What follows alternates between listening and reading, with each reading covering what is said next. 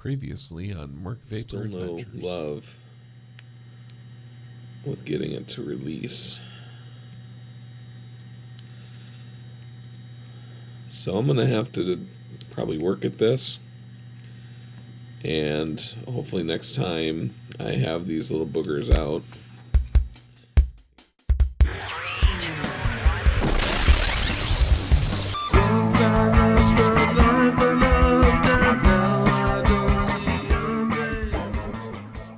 So I needed an adult, so I brought my friend Jim over to help with the pinning. Oh, it goes on that side. I don't think that's going to be the answer. So what I've done in the past is just... So Jim is already showing me the flaws of my way. I was trying to go down the barrel itself, and you need to go off to the side. So we're trying some of these tools to see if we can get some of the pins released. We're getting some assistance here from Fatty, who's being mildly obnoxious.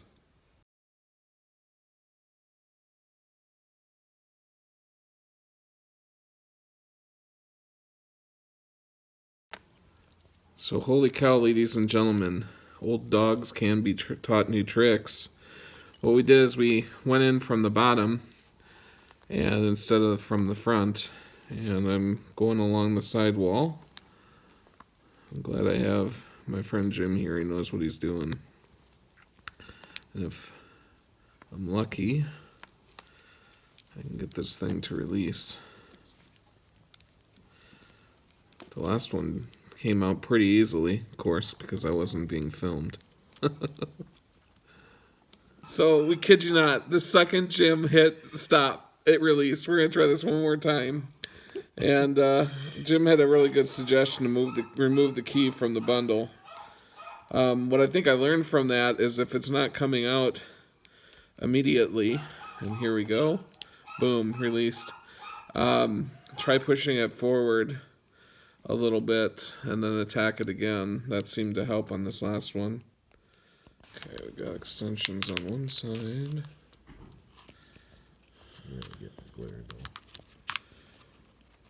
It's good to see that sun though. Oh, chicken's laying an egg.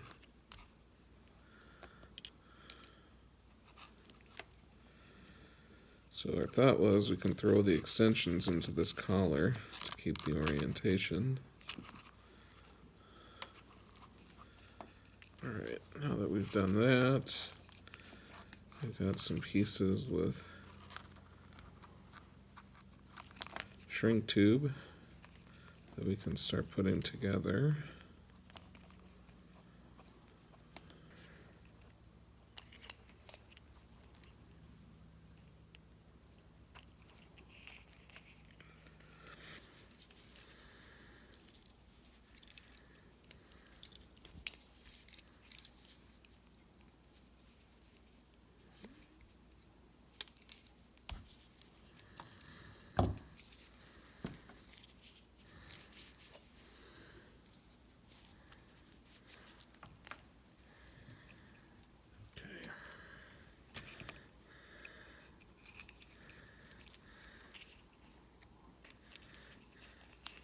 Alright, there we go. Now we'll heat up the shrink tube, push these together and make sure they're snug.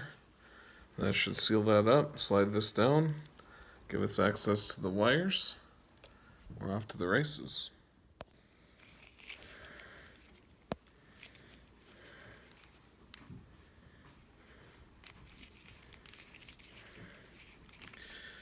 Okay, spare no expense since, you know, sparing no expense would mean heat gun. I'll use a lighter.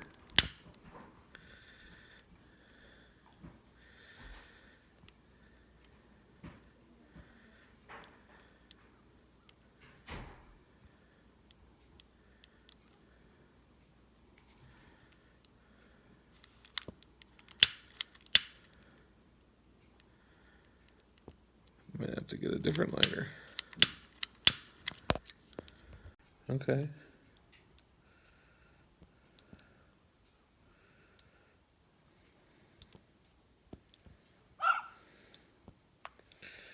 This is why you should always have a Zippo in your motorcycle kit, I'm thinking.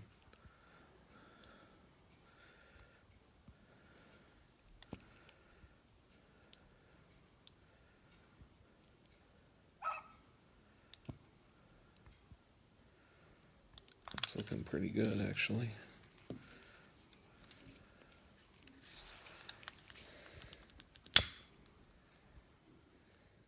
So we're moving on to the throttle and working with its housing and extension. And hopefully I'm a seasoned expert by now.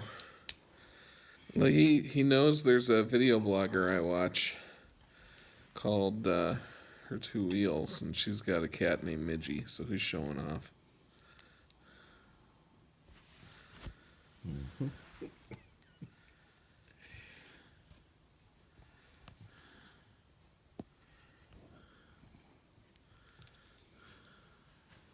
Oh, come on now.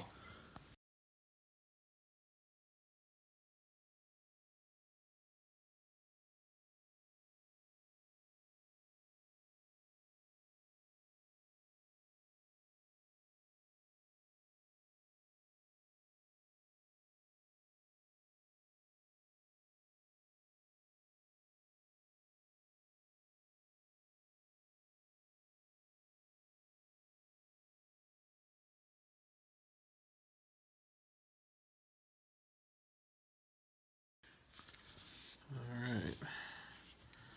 We're going to try shrink tubing this down with the heat gun.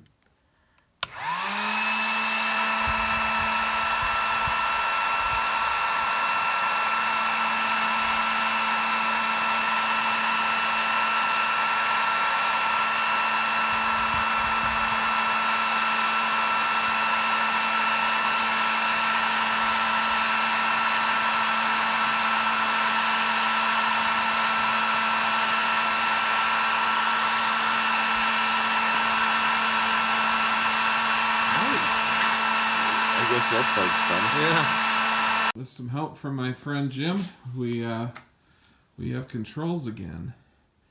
So, in summary, today we put back on the controls, the grips, got everything extended. The connections are there waiting to go on. We got the decoded digital put into place.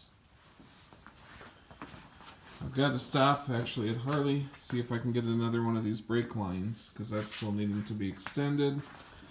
What I didn't show you is I've got a little sensor adapter for the decoded digital that I've got the speedometer line going into, converts it from the cabling to digital. We'll have to figure out how that's going to be set up exactly. And I relocated the coil with the DK Customs coil relocation. None of this stuff is wired. It looks like a Franken bike right now. Next week we'll probably spend some time trying to get the wiring up and running. And if I'm really lucky, I'll be able to turn on the ignition with the battery in, and we'll double check that everything's working.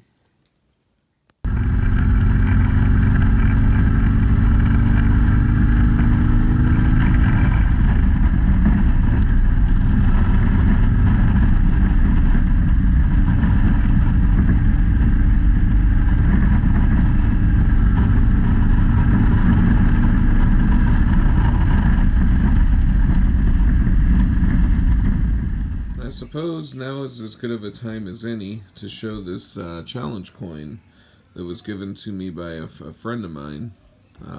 It's going to go on the war bike, and the war bike is actually being set up to honor my father. It's going to have his Vietnam emblem on the side tank, and certainly my dad was exposed to Agent Orange. So there's all kinds of mounts for challenge coins, and this is pretty awesome. So when we get off of the bike of famine and working towards the war bike, we'll get this added. And I just want to take a minute to say thank you, Chuck, for thinking of us and for giving us an item that will be special on that war bike build. It's Friday night, and it's been sort of a heck of a week. Went by fast, but it was extraordinarily busy. And I'm going to get some time again to go out and do some more wrenching on the bike, which I'm pretty thankful for. We're going to actually get to electrical this week, and that kind of brings up the next topic in the show. As I was going through it, Jim was with me, and we noticed that there were splicers, inline splicers, that kind of clamp onto the wire and allow you to take a mainline wire feed and bring off of it two wires. And the way it does it is the wires kind of sit in together like this, and it clamps and splices it together. There's another kind that kind of looks almost like a button, and there's a button on top that when you squeeze it, it crimps it together. And neither of these options are really good for bikes, according to Jim. And definitely, I know he knows what he's talking about. Mainly because they corrode. So he had a suggestion for another type of butt connector, and the kind I have is not completely foreign looking to me, but this is kind of a cool deal. It's basically a piece of shrink tube, and I'll show you what it looks like. There's a few different sizes there, but there's shrink tube. So you heat it up, and the ends, shrink to the wire, kind of like what we were seeing earlier in this video. There's a ring of solder in the middle. So unlike the crimp type butt ends that I'm used to seeing, this one actually becomes watertight, and you put the wires up next to each other, sort of like this. And as the solder melts, it fuses them together. And you can do a 2-to-1 pigtail this way as well. And so when we go out and we do electrical work to the bike, we'll be using these type of connectors as opposed to the splice connectors that we found. I'm going to have to cut into the harness a little bit and try to pull out the ignition lines just to reroute the ignition over to be by the battery. That's part of that kit for the coil that I picked up. And one of the reasons I did that is where the ignition was located on the 1200 was not in the same place as the 883, and I was constantly fumbling trying to find where the key should go. And now the tank that's going on it is going to be a little bit wider, so that would have even gotten worse. So I just think that relocating it back by the battery, it'll be a lot easier to see. So that's the way we're going. While we're talking about tanks, that's still in for paint. Andrea is diligently working on it, and I appreciate all her hard work. My daughter Nissa came up with a piece of concept art that I'm going to try to get transferred into some sort of decal that we can put on the tank as well. And I'll put that piece of art up here so that other people can see it. This is a pretty talented artist. She's done some other works for friends of mine. Here's another example. And let's see what else. I'm going to be doing some work to the guitar this weekend as well. Maybe I'll capture some of those, at least one of the guitars. I've got a Fender that I'll be working on. Got a show coming up, I hope, soon. So more to come about that with the band. We have a new band name as well. We're now the band formerly known as Broken Dreams, and there'll be an announcement with our new name here soon. That's all I can think of for now. So I hope you've enjoyed the show. Hit like and subscribe. Hit the bell for notifications. Keep coming back to the channel and telling your friends.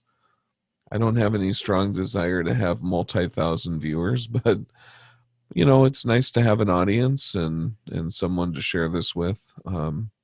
Ultimately, it's for my kids anyway, so that's really who it's for. But I'm happy to have viewers following along. And as you go out into the world, remember to see the beautiful things that are around you every day.